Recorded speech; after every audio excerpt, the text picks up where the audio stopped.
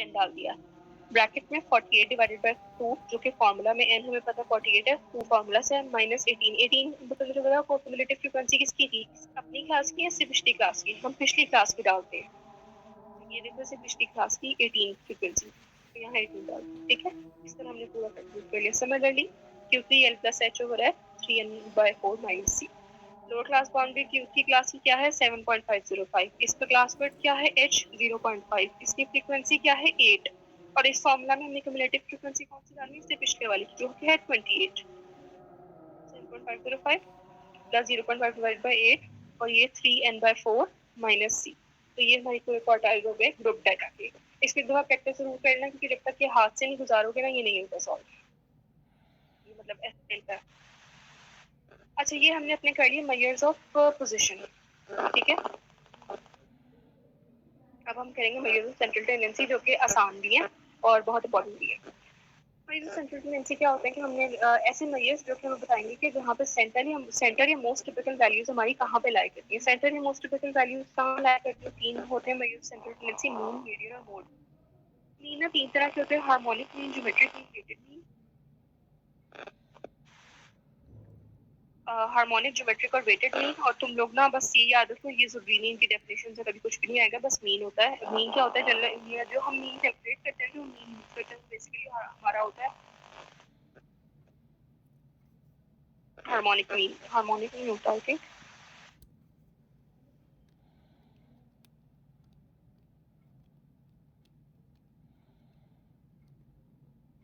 Call उठा लो, order वाला आया होगा। मैथमेटिकल एवरेज लेते हैं, वो मीन होता है। मीडियन होता है कि ना सेंटर मोस्ट वैल्यू, तो ये सबसे दरमियान में कौन सी वैल्यू वो मीडियन होती है, और जो मोड होता है वो हमारा होता है कि सबसे most repeated value, most common value कौन सी होती है। अच्छा देखिए सबसे जो इम्पोर्टेंट, अच्छा सबसे इम्पोर्टेंट जो कॉम्प्लेक्स बार बार क्वेश्चन भी आएगा कि डिस्ट्रीब्यूशन नॉर्मल डिस्ट्रीब्यूशन वाला थ्योरी, नॉर्मल डिस्ट्रीब्यूशन का कैसे बेल शेप कर्व होती है, वो गलत है, इसकी लाइन ऊपर से आवाज अब आ रही है। हाँ अब आ रही, अब आ रही। तो ना डिस्ट्रीब्यूशन कर्व सबसे पहले बहुत इंपॉर्टेंट टॉपिक है, इसमें सबसे सवाल भी आता है पास पेपर्स में। डिस्ट्रीब्यूशन कर्व होती है एक नॉर्मल डिस्ट्रीब्यूशन कर्व को पहले हम स्टडी करते हैं, इसको हम कहते हैं नॉर्मल डिस्ट्रीब्यूशन कर्व। ये होती है बेल शेप की, मुझे नहीं पता ये कौन सी बेल लोग बेल शेप कह रहे हैं, बहरहाल ये बेल शेप की नॉर्मल डिस्ट्रीब्यूशन कर्व होती है, ठीक है। अब इसकी क्या क्या कैरेक्टरिस्टिक्स हैं, पास्ट में आई थिंक क्वेश्चन में कहा है,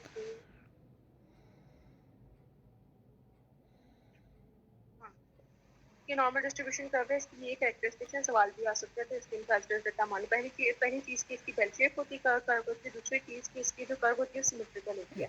सिमेट्रिकल का मतलब ये है कि इसका मीन, मोड और मीडियन सेम होते हैं और तीनों चीजें सेंटर में लाई करी। मीन, मीडियन, मोड सेम होने का क्या मतलब है, मीन यानी कि सब वैल्यू पे डिफरेंशिएट करूंगी, उनका एवरेज लूंगी तो भी वो भी मेरा यहीं पे लाई कर रहा होगा। मीडियन यानी कि मेरी सेंटर मोस्ट वैल्यू वो तो यहाँ पे लाई कर ही रही है ना, और मोड यानी कि most repeated value, most repeated value में कि आपकी कितनी शो करती है वो भी मेरी यहीं पे लाई करती है।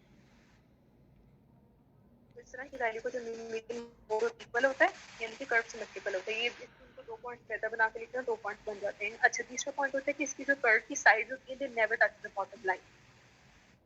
चौथा पॉइंट होता है कि जो total area under the graph होता है, जो total area under the graph होता है ना दैट इज इक्वल टू 1, ठीक है। और जो greatest total area under the graph जो होता है 1 होता है, और जब मैं यहाँ पे एक सेंटर में मीन पे लाइन ड्रॉ करती हूँ तो इसका मतलब होता है कि मैं ग्राफ को दो इक्वल पार्ट्स में डिवाइड करी, तो data below mean equals to data above mean, और इसका एक दूसरा मतलब ये भी होता है कि 50% of data lies below mean and 50% of data lies above mean. और अब यहाँ पे इस ग्राफ का ये भी कर्व का तीसरा मतलब ये भी होता है कि जो मेरा मैक्सिमम मेरी वैल्यूज है वो क्लोजर टू मीन लाई करी है, क्लोजर टू सेंटर लाई करी है, और जो डिस्पर्स है वो बहुत कम ही वैल्यूज है। और यही 5-6 पॉइंट्स हैं जो कि हम नॉर्मल डिस्ट्रीब्यूशन कर्व की कैरेक्टरिस्टिक्स और एक हमारा क्वेश्चन भी है, ठीक है। अच्छा ये नॉर्मल डिस्ट्रीब्यूशन कर्व है, आइडियल कंडीशन की कैलकुलेशन का सब फॉर्मूला जिससे बने हैं, लेकिन नॉर्मल हमें रियल में मिलती है। तो रियल में जो हमें कर्व्स मिलती हैं उसको हम कहते हैं, जब कर्व जो होती है वो नॉर्मल डिस्ट्रीब्यूशन कर्व यानी कि उसमें ये कैरेक्टरिस्टिक्स नहीं होती ना, तो उसको हम कहते हैं skewed curve, SKEWED, skew distribution इसको हम कहते हैं। स्क्यू डिस्ट्रीब्यूशन को इस तरह की भी दिख सकती है और इस तरह की भी दिख सकती है। अच्छा, अब ये जो डिस्ट्रीब्यूशन है उसको नेगेटिवली स्क्यूड डिस्ट्रीब्यूशन कहते हैं। नेगेटिवली स्क्यूड का मुख्य मतलब होता है फिर तो ड्रॉ इस तरीके से करना है, पहली चीज। दूसरा, अब यहाँ पे जाहिर सी बात में लाइन को क्यों ड्रॉ किया, मुझे बताओ कि मैंने कहा था जितनी लंबी लाइन है जहाँ पे पी को इसका क्या मतलब है, यहाँ पे आपका मोड लाई करें, यानी मोस्ट कॉमन वैल्यू आपकी यहाँ पे लाई करें, ठीक है। मीडियन सम मेरा यहाँ पे कहीं लाई करा, क्योंकि मिडल तो मेरा यही होता है ना पूरी कर्व का। और मीन, क्योंकि मीन एवरेज आएगी, एवरेज तो मेरी समहाउ यहाँ पे लाई करी, इसका क्या मतलब मुझे बताओ। मोड मेरा सबसे बड़ा है, यानी कि हमें पता है कि एक्सेस पे स्केल पे जा रहे होते हैं, जीरो से लेके यहाँ पे हम इंक्रीज कर रहे हैं ना वैल्यू। यहाँ मेरा मोड है, यहाँ मेरा मीडियन है, यहाँ मेरा mode is greater than median which is greater than mean. तो इस तरह की कर्व को हम कहते हैं नेगेटिवली स्क्यूड डिस्ट्रीब्यूशन। इसको रट्टा मार लो, कुछ भी कर लो, लेकिन ये एज इज लिखना होता है कि नेगेटिवली स्क्यूड में mode is greater than median and अब इससे ऑपोजिट एक डिस्ट्रीब्यूशन होती है, इसको हम कहते हैं पॉजिटिवली स्क्यूड डिस्ट्रीब्यूशन। अच्छा, आवाज फिर कम हो रही है, कहाँ से कटी थी मुझे बता दो, मैं रिपीट कर दूं। बस ये जो कर्व्स तुम बता रही हो ना, यहाँ से थोड़ी सी भी थी। नहीं, आपके अंदर लगा सही आ रही, अब आ रही सही। हाँ, अब सही आ रही है। अच्छा, नेगेटिवली स्क्यूड में दोबारा रिपीट कर दूं। नेगेटिवली स्क्यूड का मतलब है ये ना इस तरह की शेप की होती है, यानी कि इसकी जो मोस्ट सेंटर वाला जो एरिया मतलब मोस्ट जो है हाईएस्ट फ्रीक्वेंसी है वो उसका सेंटर में नहीं लाई कर रहा, तो वो एक तरफ को बिल्कुल एंड ऑफ द ग्राफ को लाई कर रहा है, इसको नेगेटिवली स्क्यूड कहते हैं। एंड ऑफ द ग्राफ को लाई कर रहा है, इसका क्या मतलब है कि जहाँ पे देखो मैं पीक होती है, पीक का क्या मतलब होता है कि यहाँ पे वो वैल्यू जो मोस्ट कॉमन है, तो यहाँ पे हमारा क्या लाई कर रहा होगा, मोड। मोड उसी को कहते हैं ना, तो मोस्ट कॉमन वैल्यू होती है, तो यहाँ मेरा मोड लाई कर रहा है। अब इस पूरे ग्राफ का median somewhere along the line यहाँ तक नहीं लाई कर रहा होगा ना, क्योंकि मेरा इसका यहाँ से लेकर यहाँ तक मेरा दरमियान ही बनता है सूरज, यहाँ मेरा मीडियन होगा। और मीन मेरा तो यहाँ पे या यहाँ पे लाई कर होगा। मीन के सारे वैल्यू पे जब मैं एवरेज लूंगी तो वो समहाउ यहाँ पे कहीं लाई कर, तो क्योंकि इसकी शुरू जो मैक्सिमम इसकी वैल्यूज है वो कम कम वैल्यू वाली है, इसलिए इसका मीन कम होगा। तो इसका क्या मतलब है कि मेरा मोड जो है वो मीडियन से बड़ा है और मीडियन मीन से बड़ा है। इस तरह की कर्व को हम क्या कहते हैं, नेगेटिवली स्क्यूड डिस्ट्रीब्यूशन। क्या कहते हैं, नेगेटिवली स्क्यूड। इसका एज इट इज रटा मान लो कि जो मतलब राइट साइड को बहुत ज्यादा हो रहा होता है ना इस तरह, वो नेगेटिवली स्क्यूड है। और पॉजिटिवली स्क्यूड इससे ऑपोजिट है कि पहले पीक आ जाती है और फिर आहिस्ता आहिस्ता कम हो रही है, ये पॉजिटिवली स्क्यूड है। पॉजिटिवली स्क्यूड का क्या मतलब है कि ये देखो, ये मेरी most common most repeated value यहाँ पे है ना, पीक यहाँ पे आ गई है, तो यहाँ मेरा मोड लाई कर रहा है। अब यहाँ से लेके यहाँ तक सेंटर ऑलमोस्ट मेरा यहाँ बनता है, यहाँ मेरा मीडियन लाई कर रहा होगा, और मीन क्योंकि यहाँ पे लाई कर रहा होगा मेरा मीन मेरा यहाँ पे लाई कर रहा है जो मेरी एवरेज है। तो इसका क्या मतलब है, देखो यहाँ से लेके जीरो से लेके यहाँ तक वैल्यूज कम हो रही है, ठीक है। इस पीक पे मत जाना कि मतलब मैं मूड को छोटा क्यों कह रही हूँ, यहाँ तक वैल्यूज इंक्रीज करिए। हम सबसे बड़ी वैल्यू पे मेरा क्या है, मीन लाई कर रहा है, उससे कम पे मीडियन लाई कर रहा है, उससे कम पे मोड लाई कर रहा है। तो ऐसा ग्राफ जिसमें mean is greater than median and median is greater than mode, इसको हम कहते हैं पॉजिटिव डिस्ट्रीब्यूशन। इसमें बस यही 3-4 बातें याद करनी है कि इसलिए क्वेश्चन आता है, वो आपसे क्वेश्चन इस तरह कर लेते हैं कि नॉर्मल डिस्ट्रीब्यूशन की कैरेक्टरिस्टिक्स बता दो। वो आपसे ये सवाल कर सकता है कि डिस्ट्रीब्यूशन के पैटर्न्स क्या होते हैं। आप बोलोगे नॉर्मल होती है और एक स्क्यूड होती है, स्क्यूड में आगे पॉजिटिव होती है और नेगेटिव होती है। फिर आप 7 ग्राफ बना के दिखा दोगे। सेंड अप में हमें ये सवाल भी आते हैं कि हमें डिफरेंस बताना था, तो उसमें ये सब लिखना था। अच्छा, अब अगला हमारा ये हमने डिस्ट्रीब्यूशन ऑफ कर्व कर लिया। अब हमने मीन मीडियन मोड करना है। पहले हम अनग्रुप डाटा का करेंगे, फिर हम ग्रुप डाटा का हर चीज़ करेंगे। अनग्रुप डाटा का ना मीन का क्या फॉर्मूला होता है कि आपने सारी वैल्यूज को सम करना है, यानी डिवाइड कर देना है n से, यानी टोटल नंबर ऑफ वैल्यूज से। इसमें देखो 1 1 2 3 4 5 6 वैल्यूज है, टोटल नंबर ऑफ वैल्यूज 6 है। इन सबको मैंने ऐड कर दिया, सबको ऐड कर लिया। 18 डिवाइड बाय 6, ये मेरा मीन आ गया, ठीक है। सिंपल एज दैट, मीन आ गया। अब आओ जरा जी ग्रुप डाटा। ये ग्रुप डाटा की एग्जांपल है कि उसने मुझे एग्जांपल दी कि वो कहते हैं इसका मीन कैलकुलेट करो। उसने मुझे ना सिर्फ वहाँ पे ना 2 चीज़ें बताई हुई थी, वेट और फ्रीक्वेंसी। बाकी सब कुछ मैंने खुद कैलकुलेट करना था। कैसे करना था, वेट की उसने मुझे क्लासेस बताई 95 टू 100, 100 टू 105। अच्छा, अच्छी बात इसमें ये कि इसमें हमें क्लास बाउंड्री कैलकुलेटिंग करनी होगी, जैसे हमें वो क्वार्टाइल्स में करनी होती थी। और यहाँ से फ्रीक्वेंसी बताई हुई है। सबसे पहले तो मैं ना मिडिल टेबल में, जिसको याद है हमने क्लास मार्क भी कहा था कि जो मिडिल मोस्ट पॉइंट होता है हर क्लास का, वो कैसे हमने फाइंड आउट किया था। हमने क्या किया था, उसी क्लास के अपर और लोअर मोस्ट वैल्यू को ऐड किया और डिवाइड बाय 2 कर दिया। 95 को 100 से ऐड किया तो 195 हो गया, डिवाइड बाय 2 किया तो 97.5 आ गया। ये मेरा क्लास मार्क या मिड इंटरवल आ गया। इसको मिड इंटरवल को हम एक्स से डिनोट करते हैं। तो अब मैंने क्या करना है कि अब हर क्लास के लिए पहले मैंने x फाइंड आउट करना है, हर क्लास की फ्रीक्वेंसी तो मुझे दी है, उसके बाद मैंने fx फाइंड आउट करनी है, fx यानी f को x से मल्टीप्लाई करना है हर क्लास में 7 को 97.5 से, ये आंसर 17 को 102.5 से, ये आंसर 37 को 107.5 से, ये आंसर आ गया। इस तरह मैंने हर किसी का ना fx फाइंड आउट करना है, ठीक है। उसके बाद एंड पर जब मैंने सारी क्लासेस का fx फाइंड आउट कर लूंगी, उसके बाद मैंने इनका सिग्मा, ये साइन होता है समेशन का, समेशन मींस सबको ऐड करेंगे, ये मेरा आंसर आता है 16870 fx। ग्रुप डाटा के मीन का फॉर्मूला क्या होता है, सिग्मा fx ओवर n। दूसरे वाले का फॉर्मूला सिंपल क्या था, अनग्रुप डाटा का सिंपल सारी वैल्यूज को ऐड करो divided by number of values कर दो, आपका मीन निकला। इसमें क्या करना है, x फाइंड आउट करो, x को फ्रीक्वेंसी से हर क्लास में मल्टीप्लाई करो, सारों का फाइंड करके उन सबको ऐड करो, ऐड करने के बाद उसे टोटल नंबर ऑफ फ्रीक्वेंसी के सबको ऐड, टोटल नंबर फ्रीक्वेंसी है, टोटल नंबर ऑफ रीडिंग्स कह लो, उन सबको से डिवाइड कर दो। fx मेरा 16870 आया था, तो यहाँ पे 16870 को डिवाइडेड बाय 150 कर दिया, जो कि मेरा n था, तो आंसर 112.47 आया, जो कि हमारे ग्रुप डाटा का मीन है, ठीक है। और अब आ जाओ मीडियन पे। मीडियन क्या होता है, मीडियन मैंने पहले बताया था कि मीडियन होती है centre most point, centre most value जो आपकी डाटा की होती है, उसको हम मीडियन कहते हैं। मीडियम, अब हम सेंटर मोस्ट वैल्यू हम कैसे फाइंड आउट करते हैं, centre most value find out करने का पहले हम अनग्रुप डाटा की बात करें, ग्रुप डाटा पे अभी नहीं गए। अनग्रुप डाटा में ना दो तरीके हो सकते हैं, जैसे इस केस में 1 2 3 6 वैल्यूज में 6 एक इवन नंबर है, या तो मैं मेरा नंबर ऑफ वैल्यूज इवन होंगी, नंबर ऑफ वैल्यूज ऑड है, जो जब आपका नंबर ऑफ वैल्यूज ऑड होती नहीं कि मुझे 7 5 3 ऑड नंबर्स में जो उसमें मुझे वैल्यूज नहीं है, मीडियन निकालने का तरीका ये कि जो आपकी नंबर ऑफ वैल्यू है ना, उसको 1 से प्लस करो और डिवाइडेड बाय 2 कर दो, जो मेरी वैल्यू आएगी ना, उस वैल्यू जो मेरी वैल्यू जो मेरा मीडियन होगा, इसमें पॉइंट्स का कोई गेम नहीं होगी। अच्छा, और जब मेरा इवन होता है ना, उसका उसका फॉर्मूला ये होता है कि पहले मैं n/2 फाइंड आउट करूंगी और फिर मैं n/2 + 1 फाइंड आउट करूंगी और उन दोनों वैल्यू के एवरेज को लूंगी, दोनों को दोनों क्या कह रही हूँ। मुकद्दसा इसकी समझ नहीं आई है, एक दफा बताना ये वाली पीछे वीडियो में।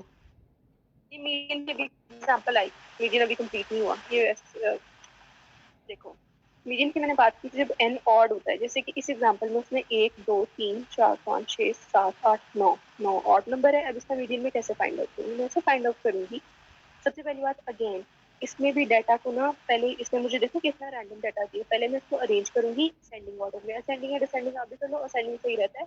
सबसे छोटी वैल्यू पहले, जैसे मैंने पहले अपने आप को डाटा अरेंज किया 80 से लेके 200 तक अपना डाटा अरेंज किया असेंडिंग ऑर्डर में। उसके बाद मैंने क्या किया, ऑड नंबर है ना और मेरा नंबर ऑफ वैल्यूज है 9, 9 + 1 डिवाइड बाय 2, 10/2 फिफ्थ वैल्यू, यानी कि जो भी फिफ्थ वैल्यू होगी ना वो मेरी मीडियन होगी। अब यहाँ से बैठ के काउंट करो 1 2 3 4 5, फिफ्थ वैल्यू 110 है, मेरा मीडियन 110। क्लियर हो गया।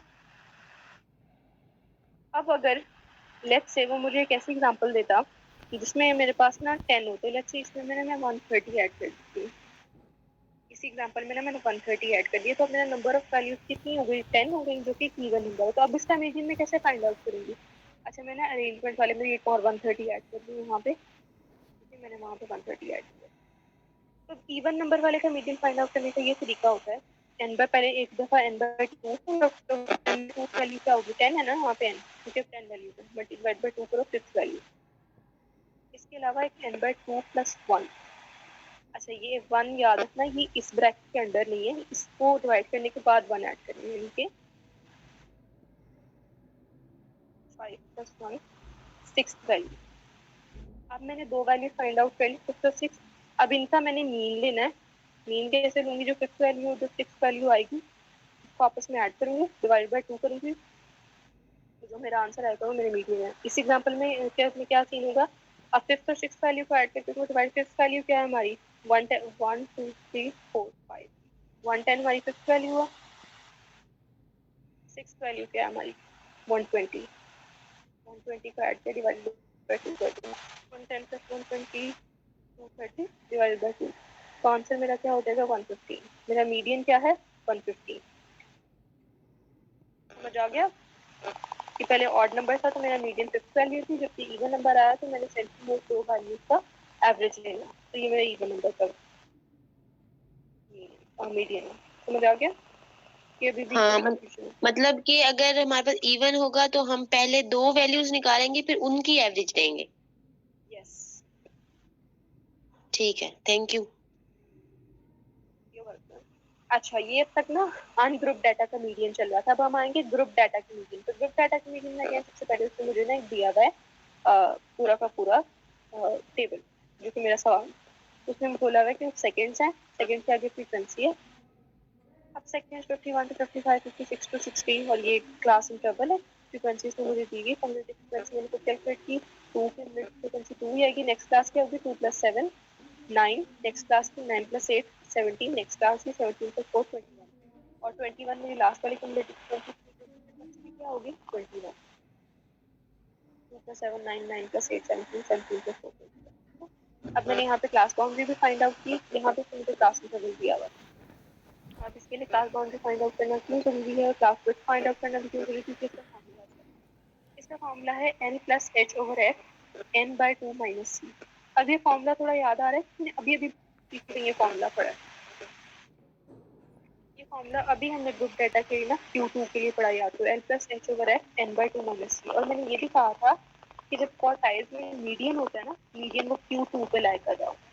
ग्रुप डाटा का जो बेसिकली आप मीडियन फाइंड आउट कर रहे हो, बेसिकली आप सेकंड क्वार्टाइल में फाइंड आउट कर रहे हो। L/H/f n/2 - c। तो हम बताओ ग्रुप डाटा के लिए पहले हमने ये फॉर्मूला अप्लाई करने से पहले क्या किया था, हमने वो क्लास फाइंड आउट की थी जो कि हमारी Q2 क्लास होती है। हमने कैसे फाइंड आउट की थी?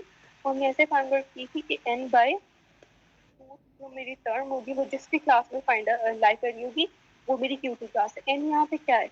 21 है। 21 डिवाइडेड बाय 2 क्या आएगा? 21 डिवाइडेड बाय 2 10.5। अब 10.5 मेरा जिसमें लाई कर रहा हूँ कम्युलेटिव फ्रीक्वेंसी के टेबल में, वो मेरी Q2 क्लास है। अब बताओ 9 से तो बड़ा है, यानी कि इससे आगे कोई 17 से छोटा है, तो इस तरह क्लास में मेरा Q2 लाई कर रहा है। तो ये वाली जो मेरी क्लास है मैंने कलर कर दिया, ये ताकि मुझे समझ हो कि ये मेरी Q2 क्लास है, यानी कि मेरी वो क्लास है जहाँ से मैं मीडियन फाइंड आउट करूँगी। अच्छा देखो यहाँ पे मैंने मीडियन क्लास लिखा हुआ, यानी कि Q2 क्लास में मीडियन क्लास सेम चीज होती है। अब मैंने क्लास फाइंड आउट कर ली और अब मैं फॉर्मूला लगाऊंगी L+H/f n/2 - c। एल क्या है इस क्लास में मुझे बताओ, एल क्या था? Lower class boundary. इसकी लोअर क्लास बाउंड्री क्या है? 60.5 प्लस एच क्या होता है? एच होती है क्लास 2, तो हमने फाइंड आउट की 5। एफ क्या होता है? एफ होता है उसी क्लास की frequency 8, 5/8 over n/2 - c। n क्या है? 21, तो फॉर्मूला से आया माइनस सी। सी क्या होता है? क्यूमुलेटिव फ्रीक्वेंसी, लेकिन इससे पिछली क्लास की, पिछली क्लास की क्यूमुलेटिव फ्रीक्वेंसी 9 है। 21/2 - 9। तो इसकी कैलकुलेशन कुछ ऐसी होगी कि 21/2 अगेन 10.5, 10.5 में से 9 माइनस किया तो 1.5 आ गया, और उसको हमने इससे मल्टीप्लाई करके किया, तो जो आंसर है उसको 6.5 पे ऐड, जो हमारा 61.43 आंसर है, जो कि हमारा मीडियन है। अगेन रिपीटिंग, पहले हमने n/2 वाले 2 टर्म जिसमें लाई करी थी, हमने Q2 क्लास में अपनी मीडियन क्लास फाइंड आउट की। मीडियन क्लास पे जाके फिर हमने Q2 वाला या मीडियन वाला फॉर्मूला लगा दिया, वो फॉर्मूला लगा के जो हमारे पास आंसर आ गया वो हमारा मीडियन। ठीक है, ग्रुप डेटा में। अच्छा, और तीसरी चीज होती है मोड। मोड मोड सिंपल है। मोड ना वैसे उसका बहुत सिंपल होता है अनग्रुप डाटा का, ग्रुप डाटा का थोड़ा कॉम्प्लेक्स होता है। अनग्रुप डाटा का कैसे सिंपल होता है? अनग्रुप डाटा का मोड इतना सिंपल है कि हमने पता है मोड हमने डिफाइन ही ऐसे किया है कि मोस्ट रिपीटेड वैल्यू का मोड कहते हैं। अब इसमें मुझे एक एग्जांपल दिया कि ये मेरा ना डाटा है, अब इसका मुझे मोड बताओ 77432 इसमें से बताओ कौन सी रिपीट हुई क्लास, कौन सा कह लो कि रिपीट हुआ है वेरिएबल, सिर्फ एक ही रिपीट हुआ है 7, तो ये मेरा मोड है। इसे मेरी mode.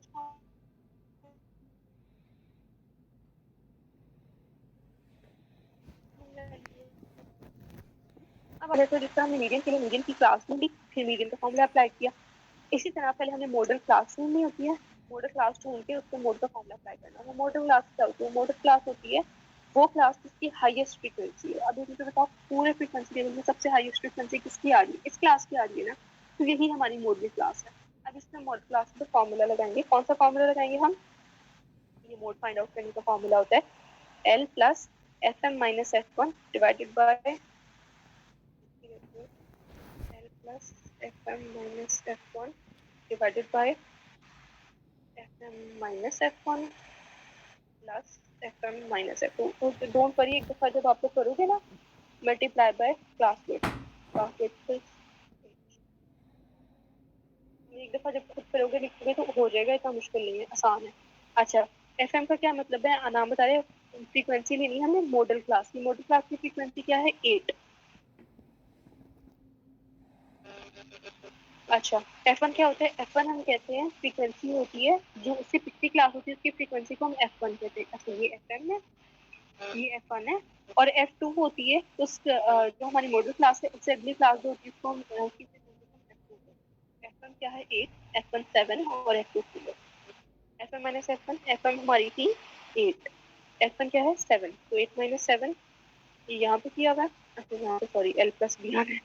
L is basically lower class boundary of that very same class.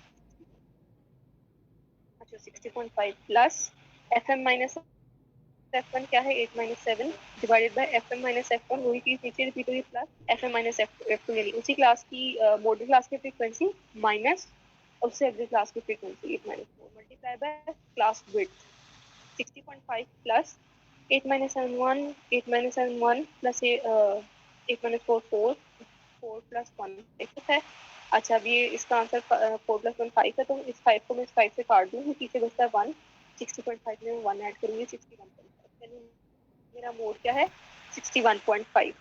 थोड़ा कॉम्प्लेक्स है, इसको दोबारा रिपीट करते हैं। अगेन मोड के लिए भी हमें मोड क्लास फाइंड